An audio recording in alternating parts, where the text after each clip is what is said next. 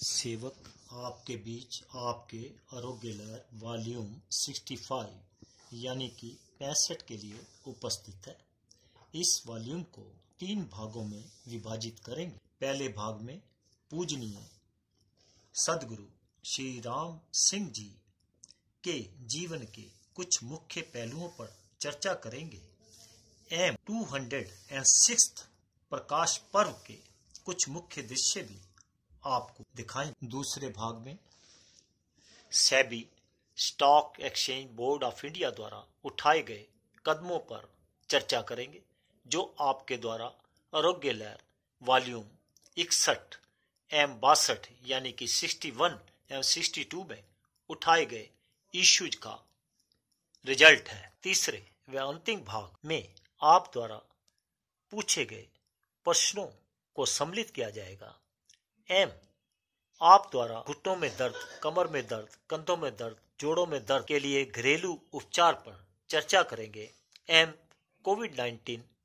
पर भी चर्चा करेंगे। अब आते हैं पहले भाग पर। श्री गुरबख्श सिंह जी एवं उनके परिवार के सभी सदस्यों ने, नामधारी सत्संगियों ने व उनके रिलेटिव्स, फ्रेंड्स एवं नेबर्स बड़े ही हर्षोल्लास पूजनीय सदगुरु श्री राम सिंह जी के 206 प्रकाश पर्व को उनके निवास स्थान B15A हरिनगर न्यू दिल्ली में नामधारी कीर्तन के रूप में मनाया। सर्वप्रथम आते हैं पूजनीय सदगुरु श्री राम सिंह जी के जीवन के कुछ पहलुओं पर।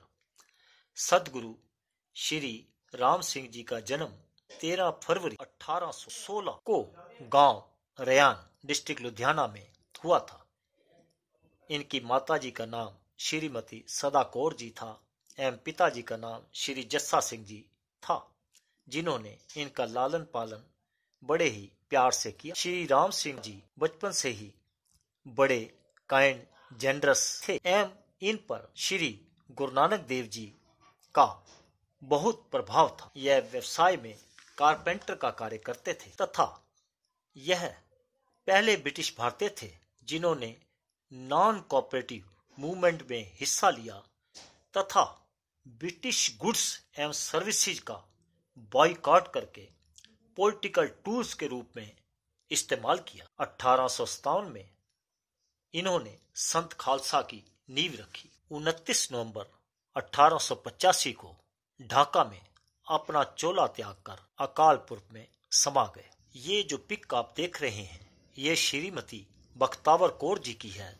जिन्होंने अपने जीवन काल में कड़ी एवं चावल का लंगर इस पर्व पर शुरू किया था, जो कि श्री गुरबख्श सिंह जी की नानी जी थे। उनके बाद श्री गुरबख्श सिंह जी के पिता जी श्री जसवंत सिंह जी ने इस कार्य को जारी रखा एवं आप बहुत ही अच्छे कवि एवं समाज सुधारक भी थे। अब श्री गुरबख्श सिंह जी ने इस रीति को जारी रखा हुआ है। जैसा कि आप इस पिक में श्री गुरबख्श सिंह जी, उनकी धर्म पत्नी श्रीमती स्वर्ण कौर जी एवं सपुत्र श्री ज्ञानजीत सिंह जी को देख रहे हैं तथा इस पिक में इनकी सपुत्री कुमारी ज्ञानदीप कौर जी एवं कुमारी हरमन कौर जी को आप देख रहे हैं। अब आप सजे हुए दरबार में कीर्तन का आनंद लेने के साथ साथ सदगुरु श्री राम सिंह जी का आशीर्वाद भी प्राप्त करते रहें। एक सारी कथा लिखाउंदे ने पए संत ध्यान सिंह होना नूं, जिन्हां ने ये सारी कविता विच लिखी। कहंदे असीं अखी वेखदे आ पए उस सिपाही ने कश्मीरा सिंह नूं आख्या ओ गल सुन, ओ बेदीनिया ओ कुराइया हो गया तू। सर्व कला समरथ डोलन ते राखो प्रभु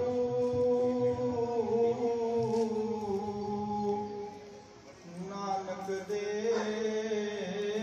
कर हथ।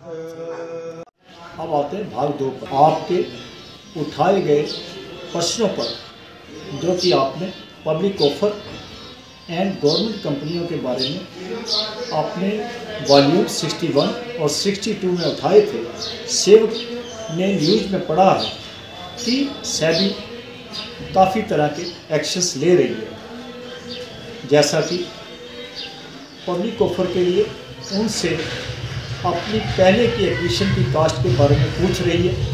दूसरा, गवर्नमेंट का PSU की प्राइसिंग पर भी रूल ईज कर रही है। लेकिन सेवक फिर भी कहना चाहेगा, आप में से जो ह्यूमन बीइंग शेयर मार्केट से रिलेटेड है वो देख रहे होंगे कि आजकल जितने भी पब्लिक इशू आए थे उसमें से काफ़ी पब्लिक इशू की प्राइसेस 60-70% तक अपने हाई लेवल से डाउन हो चुकी है। उसका कारण यही है जो आपने इशू उठाया।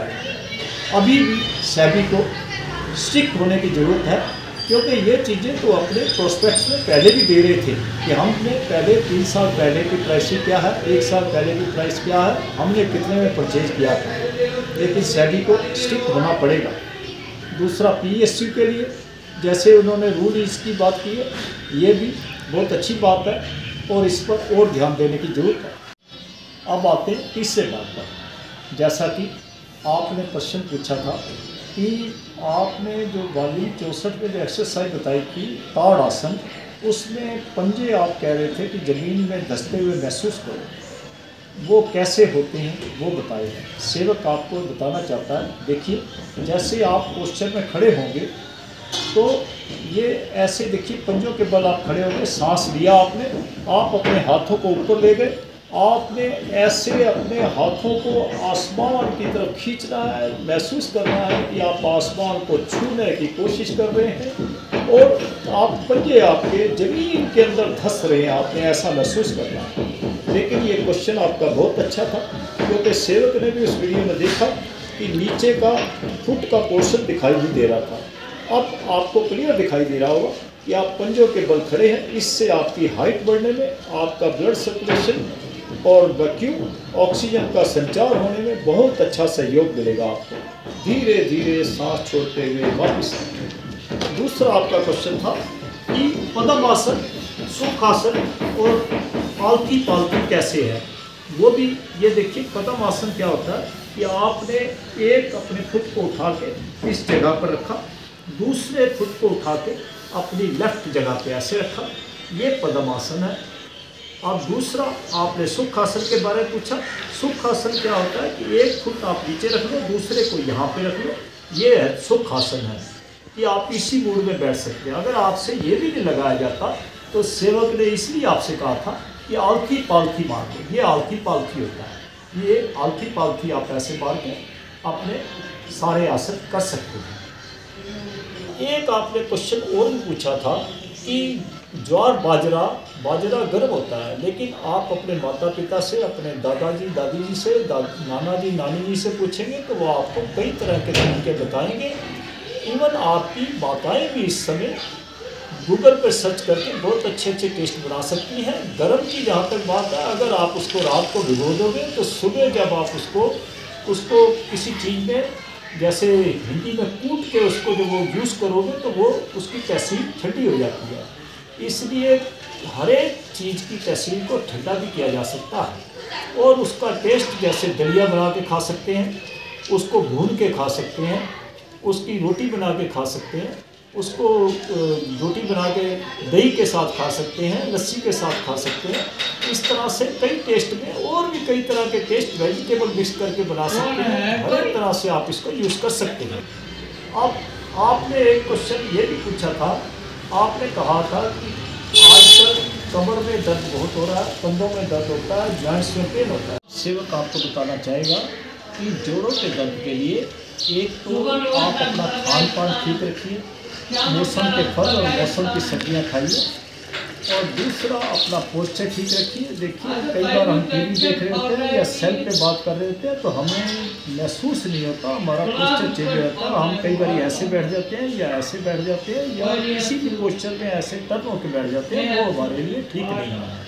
दूसरा, क्योंकि मौसम चेंज हो रहा है, इसमें भी दर्दें थोड़ी होती हैं। अगर हमारा इम्यून सिस्टम वीक होता है या हमारी नसों में कमजोरी आ रही होती है या हमारे किसी खान पान की वजह से हमारे शरीर में विकार आ जाते हैं, तो तब भी ऐसे दर्द होते हैं। लेकिन इनको दूर करने के लिए सेवक आपसे कहेगा कि आप 100 ग्राम जीरा ले लीजिए और 100 ग्राम ले लीजिए काले तिल, ऑयली तिल जो होते हैं वो वाले तिल नहीं लेने जो हम चींटियों को डालते हैं, चीनी मिलाकर वो नहीं लेने, शक्कर या चीनी मिला के जो चींटियों को डालते हैं। आपने लेने हैं काले तिल, ऑयली तिल, और जीरा लेना है साफ़ सुथरा, और मिश्री लेनी है जिसमें धागा होता है 100 ग्राम। 100 ग्राम ये तीनों चीज़ें ले लीजिए। 5 ग्राम सफ़ेद काली मिर्च लीजिए। इन चारों चीज़ों को आप साफ़ कर लीजिए। साफ़ करने के बाद इनको अच्छी तरह से पीस लीजिए, इनका पाउडर बना लीजिए, और 1 चम्मच सुबह लीजिए दूध के साथ और 1 चम्मच रात को सोते समय दूध के साथ। ये टीस्पून लेना, चाय वाला चम्मच, बड़ा चम्मच नहीं। और साथ में आपने एक चीज़ का ध्यान करना, अगर आपको शुगर है तो आप मिश्री की क्वांटिटी जो है 100 ग्राम से 25 ग्राम कर दो। अगर आप दूध नहीं पीते या नहीं पी सकते तो आप कोसे पानी के साथ ले सकते हैं। दूसरा, एक चीज़ का आपने और ध्यान करना है, ये तो शुगर पेशेंट के लिए भी आपको बता दिया, नॉर्मल के लिए भी बता दिया, लेकिन आप अपने सामर्थ्य के अनुसार एक्सरसाइज और सैर जरूर करते रहिए। इससे आपका इम्यून सिस्टम स्ट्रांग होगा, आपको इस तरह का कोई भी रोग नहीं लगेगा, और आपके जो अंदर विकार भी हैं वो भी धीरे धीरे ठीक हो जाएंगे। आपके अंदर विटामिन डी की क्वांटिटी भी प्रपोर्शनेट हो जाएगी। दूसरा, आप 35 मिनट के लिए सुबह जब सूर्य देवता जी निकलते हैं तब सूर्य स्नान कीजिए, या सूर्य जब छुपने वाले होते हैं, जब सनसेट हो रहा होता है, तब आप 20-25 मिनट उस समय सूर्य स्नान कीजिए। इससे आपको बहुत फ़ायदा मिलेगा, क्योंकि देखिए विटामिन डी हमारी स्किन के नीचे होता है। जितना विटामिन डी हमारा स्ट्रांग होगा, हमारे शरीर के हिसाब से ठीक होगा, तो हमारे को कोई भी बीमारी अटैक नहीं कर सकती है। वायरस या इन्फेक्शन आपको कोई भी अटैक नहीं करेगा। अब सेवक आपसे आज्ञा लेना चाहेगा इस वॉल्यूम को ख़त्म करने के लिए। जय हिंद, जय भारत।